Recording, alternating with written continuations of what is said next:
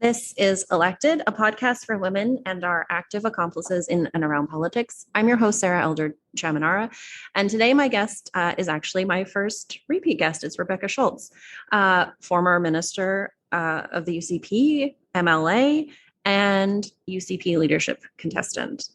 So before we get started, in the spirit of reconciliation, it's important to me to share my personal commitment to the learning, the history of colonialism, and the ongoing systemic violence and oppression against Indigenous peoples. The land where I live, work, and record from is the traditional territories of the Blackfoot Confederacy, the Siksika, Kainai, Piikani, Tsuut'ina, Stoney Nakoda Nations, Métis Nation Region 3, and all people who make their homes in the Treaty 7 region of Southern Alberta.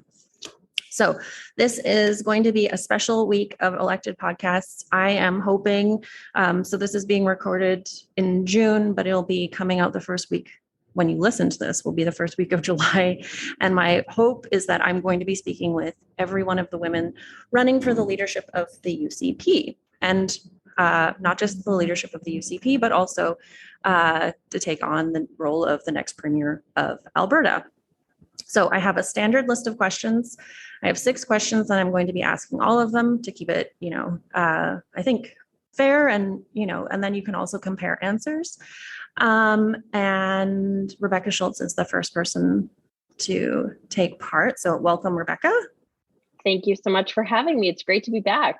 Thanks. It's nice to, you're the first repeat. That's exciting. Yes.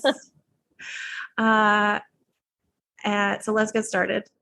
The first question I have is, tell me why you're running.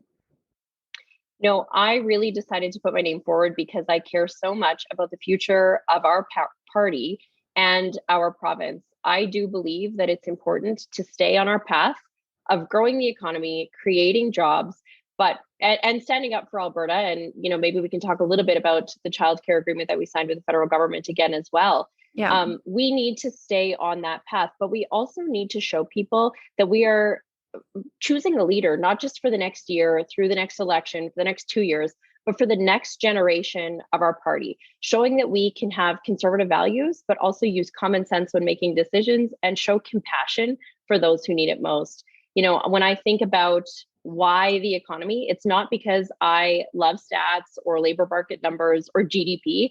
It's because I care about people, because I know that growing the economy allows us to have the tax base when people are working and things are looking great so that we can continue to invest in things like healthcare and education. Those are things that everyday Albertans rely on. And that's one of the reasons why I'm putting my name forward, but I believe we can have both. Okay. I think I had heard, maybe it was Trevor Toome, the economist, say that, and this is not on my list of 6 questions, but it's something like going into Alberta's coffer on a daily basis with the price of oil, and this was like a week or so ago, was roughly around $1 billion. So that's on a daily basis, $1 billion a day going into, so the person who takes on this role is going to have, a lot of money to potentially spend. Would your spending change at all from what we've seen historically under the leadership of Jason Kenney, or what would that look like going forward? So I am a fiscal conservative. I believe that Albertans want me to be responsible with their hard-earned tax dollars. I think that there has to be transparency and accountability for the dollars that we spend. That said, I think anybody, well, certainly me running in this leadership race, wants to show that we can not only put dollars away in the Heritage Savings Trust Fund, right? Make sure that we are planning for our future. That's important to me because, I have young kids. When they are sitting at the decision-making table, I want them to be able to meet the demands of their generation, not be paying off the debt from ours.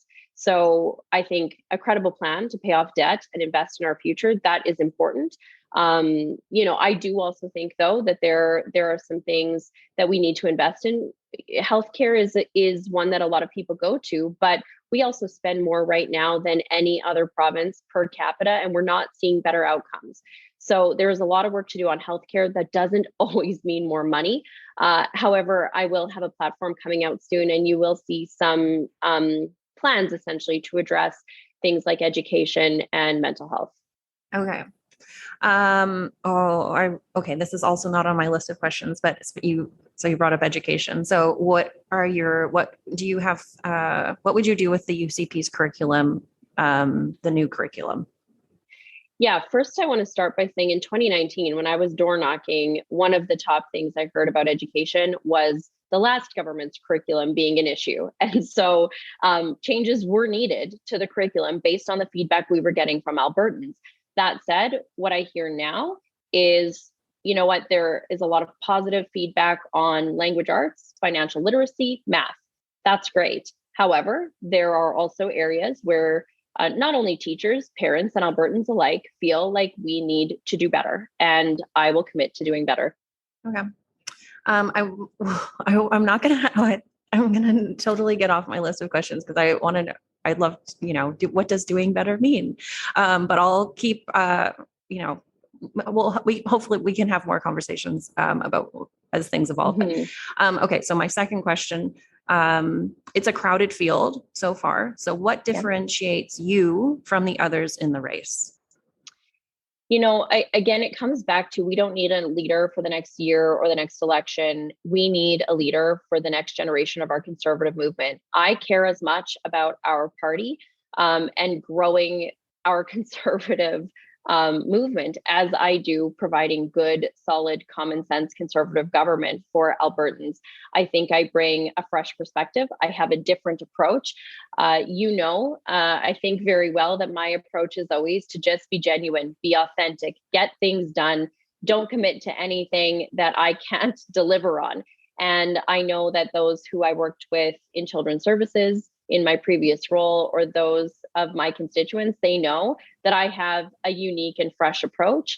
I think people want to hear, they want to hear somebody who's going to talk to them like they understand the struggles and the position that they're in. That's me, right? A working parent living in Calgary. I grew up in rural Alberta, or in rural Saskatchewan, sorry. So I understand, some of the challenges that rural Albertans are facing. I feel like I am relatable, but I think it is really a change in tone and an excellent communicator who can take us into the next election. I think that I have that fresh perspective, and I think that that's something that Albertans really want to see right now. Based on, that it hasn't been that long since you launched your campaign, but what are some of the things that you've been hearing specifically? We talked about curriculum, but what are other issues that you're hearing that Albertans and members of the UCP, are talking about? Yeah, and this actually ties into your question when you said, how am I going to do better on something like curriculum, right? I think a lot of times what I hear is it's not necessarily the decisions that have been made that people are frustrated with. It's how decisions are made and how they have been communicated. People want to see a change in tone. They want to see the hope and optimism that they are seeing in their day-to-day lives right now, in terms of where the job numbers are at, their kids are in activities, people are looking forward to summer, unemployment is low. Things are great right now in Alberta. And I think people just want to see that tone elevated, but they want to trust in the process. They want to know that their voice is heard. They want to know, that government is listening. And I always say they want to see humility. They don't want to hear about it, which means me addressing those issues that people are bringing up. When it comes to specific issues, I hear a lot about affordability, healthcare, education. Of course, the economy is always top of mind for people. I think people in Alberta really understand that a strong economy is really what drives, the rest of this province. Diversification, people are very positive about the diversification that we've seen in our province over the last couple of years. They want to see that continuing. And so I'm excited. For me, I chose Alberta because of that promise that if you can work hard, you can be who and whatever you want to be. And Sarah, you're an entrepreneur, you're a business owner. I think that's really the promise of Alberta. And that is what we have to offer in terms of a conservative economic platform. So we got to continue to drive forward on that front. Mm. And you mentioned all Albertans, and I think that's something, because again, you are running for the leadership of the UCP, but you will be the leader of whoever wins will become the premier. And you're not just the premier of the UCP, you're the premier of Alberta. And, something that it has felt like as a mom, as a person, as a business owner, is that, some of the decisions that have been made haven't been not just how they've been made and how they've been communicated, but that they haven't been made for, necessarily for people outside of what some would say is like, a base constituency within the UCP membership. So, I think the all Albertans piece is key to the moving forward, and growing and a vision for Alberta. So on the kind of the legacy, I have a question. So, if you're elected, will the current premier have a role in your government and party? I mean, really, the current premier has indicated that he will be resigning. And so, I mean, obviously, in that sense, I think I'm grateful. First of all, I do want to say I'm grateful for the work that Premier Kenney did to unite the two parties alongside thousands and thousands of volunteers and, committed conservatives right across this province. But that is what got me involved in this party and in politics. And so I am grateful for that. But, he has indicated that he will, no longer be serving and will step down after the next leader is chosen. And so I think that is a decision that he made, and I respect that. I think we have a great team. We have a very talented team, and I want to make sure that our team sees opportunities and sees that we are headed into the future of this party, but also driving forward towards the next election as well. So if successful and if you win, I mean, whoever wins is going to have a busy calendar for the next year, because we should be having a provincial election next year. So, in the last provincial election, I mean, candidate recruitment is obviously a challenge, but what would candidate recruitment look like under you, and who are you interested in having run for the UCP that maybe you haven't had before? I think one of the things that we continue to value is hard-fought nominations. And we see that in constituencies right across the province when it comes to the United Conservative Party. We always have.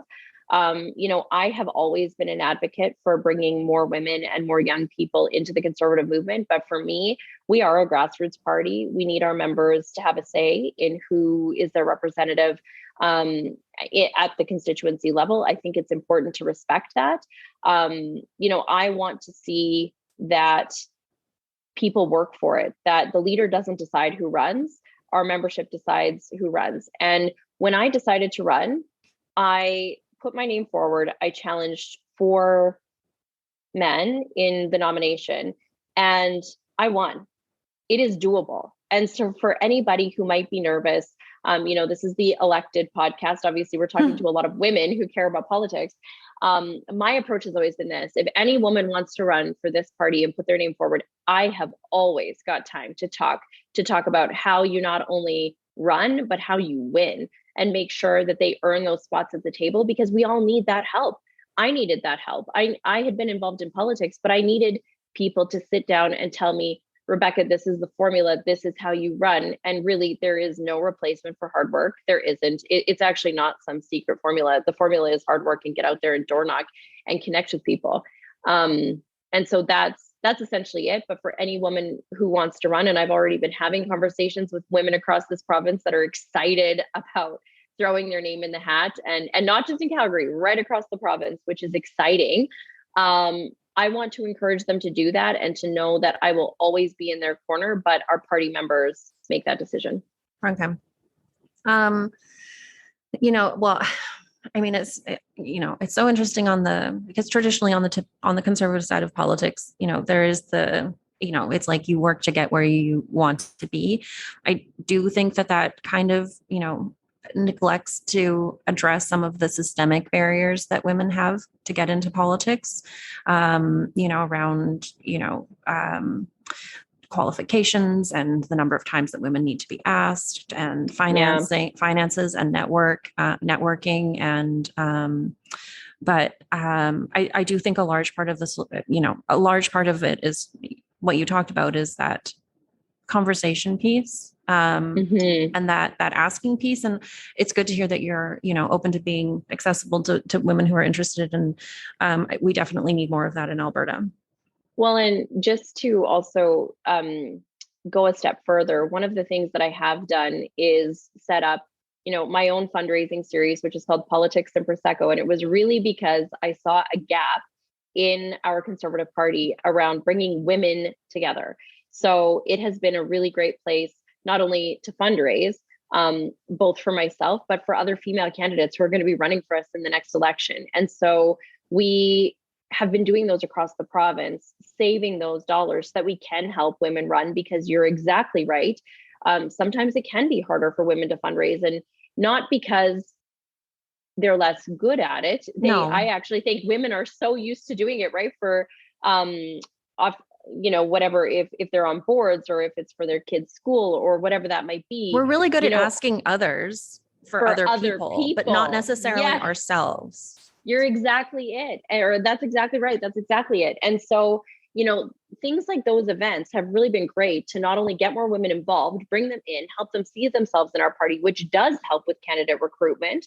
So a lot of the women who I've been talking to who want to run have come to some of those events in different areas across the province. And then they know, hey, there's somebody here that's going to help me with all of this, so that it makes it less scary, and takes out some of that stress or reduces some of those barriers that you're talking about. Well, again, this isn't a question on my list, but I paid special attention to your campaign launch video, in which I heard you specifically mention, you said women and men, when the tendency is always to say men and women. But then also you gave a shout out to the Old Boys Club in Alberta politics. And in some ways, women generally in politics need to do, in my opinion, a better job, not of like being in the same, I'm not saying let's establish an old girls club of politics, but at being a better job, doing a better job of being active allies, and, putting, saying, oh, this person can do that, or this person can serve on that board, or this person, I know this person can do that. You should, think about them. Yeah, I mean, I was a fan of when you use that language in your video. So, well, and thank you. And I've been getting some good feedback on that from all sorts of people who essentially, it's not about a criticism of any one group of people. What that is really meaning is we need to make sure that it's not a small group of the same people making all of the same decisions, that my voice matters, and so does that of all of my colleagues, and so do the voices of Albertans. And so I want people to know that I will have that different, fresh perspective. And I do think it's unique. I think, some people find it surprising, essentially in my tone and approach, and just frankness, and being super straight up on a lot of different issues. And so that for me was really about changing direction and making sure that we are listening to Albertans, and that they know that they can see themselves in me. Yeah, that's a really good, that's a really good message to send out. So my last question to you is, how do people learn more about you and your campaign, and how do they get in touch if they have questions or feedback? That is a great question. RebeccaForLeader.ca is our website. You can send us an email if you have questions about the campaign.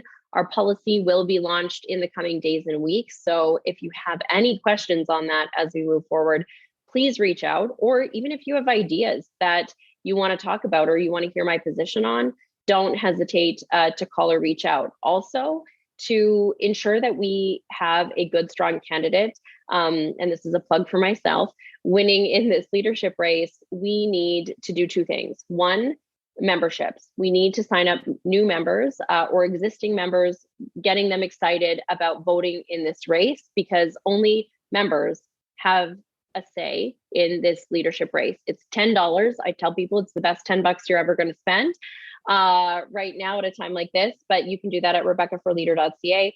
And also dollars, as we talk about fundraising, it's $150,000 to enter this race.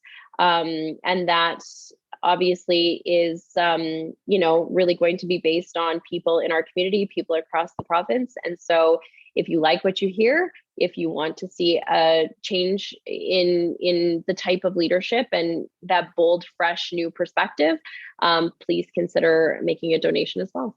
And what if someone wanted to volunteer for the campaign? Volunteers are the heart of any campaign, and so that is also on our website. And people often wonder what does that mean, and I know you know what that means, Sarah, but it means that whatever you are interested in, there is a job for you. Making phone calls, helping with door knocking, but if you're not into door knocking, don't worry, there is a job for everyone. Got it.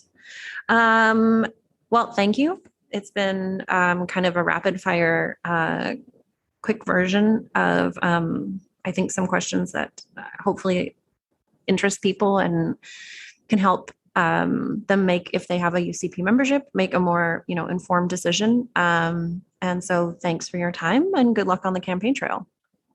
Well, thank you. And I just appreciated the opportunity to talk. I think our campaign shows what women can do and how much we have to contribute to politics and to our society. There are lots of women, professional women, stay-at-home moms, young, old. They want to see themselves and their values reflected in government and in this race. And I know that I can bring that to the table. So thank you for the opportunity to chat today. Yeah, no, of course. All the best on the campaign trail to you and your campaign, and we'll see what happens. Well, thank you so much, Sarah. Take care. Thanks.